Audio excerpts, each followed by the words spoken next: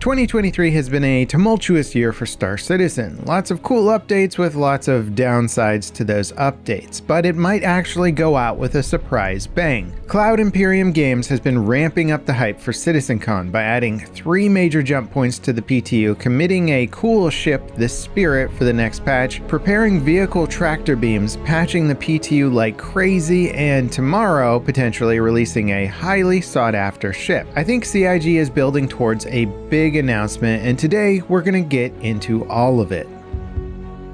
Now, if you haven't watched my Level With Me podcast yet, go over and give it a sub. Link is in the video description. Matimio and I, and sometimes a guest, chatted up about games, our lives, and behind the scenes of the content creation world. I really enjoy making the podcast, and I think you guys will enjoy watching it. Now, firstly, if you haven't been to the new jump points in the PTU, they're quite cool looking. The jump point stations are large and have cool nebulous gases around them. Some of them, like the Magnus jump point, are actually pretty far away from the inner Stanton system planets, and it's cool to get an idea of just how long it might actually take to get between systems. Travel in this game could be quite a lengthy process, especially if you have a smaller ship with a smaller fuel tank. Also, the jump points are off center from the normal system orbital lines, and seeing destinations out of alignment is kind of a neat feature. I've seen some people speculate that maybe we could be getting a surprise Terra or Magnus system reveal. Like, what if CIG was secretly creating these systems to surprise players alongside Pyro? There's even like a 7-year-old leak showing devs running around the beginnings of the Terra system, and there's clearly a lot of thought that's gone into its design and concepting, but that would be a huge secret to try and keep, and I would argue pretty much impossible considering just how leaky CIG actually is, and also that as far as we can tell, it seems like their plates are full just trying to get Pyro up and running, so I doubt they would have time to make a full other system and keep it secret. Now, I've been enjoying exploring the jump points and fantasizing about the one day actually being able to leave the Stanton system and see something truly new. As for when that's actually happening, even the leaks at this point are suggesting that 4.0, which would be the Pyro patch, won't happen this year. And most other people I spoke to who are more or less in the know seem to be on the same page. Separating the servers and the replication layer is going to be the next major step for the game, which will then lead to server meshing. And considering that the 3.21 PTU version of the game has been patched almost daily since it launched, it seems like the devs are trying to race towards this as fast as possible, likely aiming for a live 3.21 patch before CitizenCon kicks off on October 21st. And while separating the replication layer from the server is a really important step for Star Citizen, it's not the Pyro step. There's currently a no money till Pyro movement going on in the Star Citizen community, the idea being that people aren't supposed to buy anything until Pyro releases and make the devs deliver their content before delivering more money. Obviously, organizing gamers to vote with their wallets based on company sentiment doesn't generally work out that well, but CIG's revenue numbers are down this year compared to previous years. I'm sure this has a lot to do with the mad dash towards Squadron 42, Star Citizen's single player game, and less focus going into the multiplayer side of things. And on that front, the release of the F-8C Lightning allegedly tomorrow, which is a cool heavy fighter, is an important step for Squadron 42.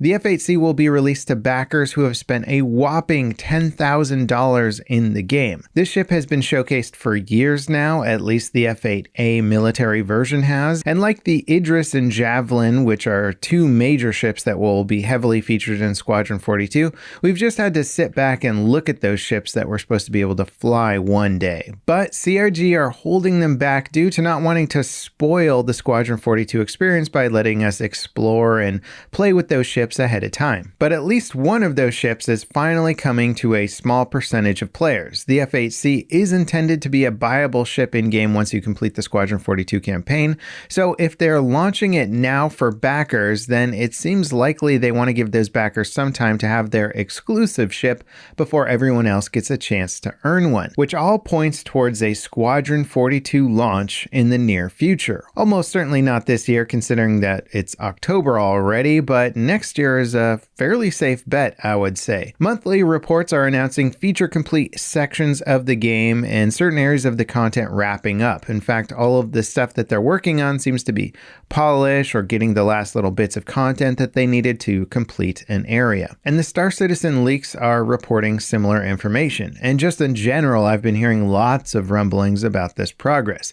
I think it's very likely that we see a bigger Squadron 42 presentation at CitizenCon. If they finally commit to a release date and have that date being less than a year out, that will be huge for the community, especially if it's accompanied by, say, a surprise console announcement as well, which again is sort of part of the rumor speculation at the moment that the game will be launching on consoles. Now, as for the multiplayer, CIG has updated their release view with the 3.21 deliverables. The Spirit Bomber is now committed to this patch, and if CIG is trying to stick to their promise of not releasing ships without gameplay loops, I wonder if that means that it'll also get bombing missions coming along with it. I certainly hope so, though the whole sea didn't exactly get cargo missions with its launch, so it's hard to say. I just don't really want another bomber in the game whose only purpose is to kind of troll players and events. Now, ship tractor beams and the Argo SRV are also on the release view for 3.21. These would be pretty big additions to the game in terms of gameplay, and we really haven't seen anything about how they're supposed to work in a long time, so I imagine those details are coming in the near future. The Argo SRV is a dedicated tractor beam ship, kind of a tugboat, but the smaller mounted beams that they're working on will be on many other ships, allowing them to loot wrecks, load and unload cargo, or aid in salvage without having to actually EVA out of your ship. I wonder if they'll be used in combat to even try and slow down other ships as well. It could be kind of a cool mechanic. Now, the Spirit C1 Cargo variant and Tumbril Nova are also on release view for 3.21. Neither of these vehicles really bring any new features to the verse, but they do add variety and certainly style points. Last week's Inside Star Citizen showed off some new cargo quality of life stacking features, which actually do look quite nice. A very nice looking skin for the upcoming Santok Yai Alien Heavy Fighter, and some gray box updates for the RSI Apollo Medevac evac ship. I know a lot of people are really looking forward to this one coming into the game. Squadron 42's monthly report also mentioned a lot of work being done for creature AI. Hopefully that will translate to some alien creatures in the multiplayer universe very soon. Like, ideally before Pyro would be great. I'll take some space rats and cockroaches at this point, but anything bigger would also be awesome. So there seems to be a lot of stuff cooking right now as we barrel towards CitizenCon on the 21st of this month. Tomorrow, some players are potentially getting a brand new ship in the game. The 3.21 patch may be dropping to live in less than a week, and then replication layer testing is happening allegedly before the end of the year. This could be a very busy holiday for CIG. I'll be live streaming CitizenCon on the 21st with Salty Mike here on my channel, so tune in, mark it on your calendars. It's bound to be more entertaining watching us and our commentary than just watching the devs meander on about features that you may or may not be interested in. What do you guys think? Are you getting hyped up for the end of the year, or are you worried that it's going to be a letdown, as, well, honestly, it has been many other years in the past?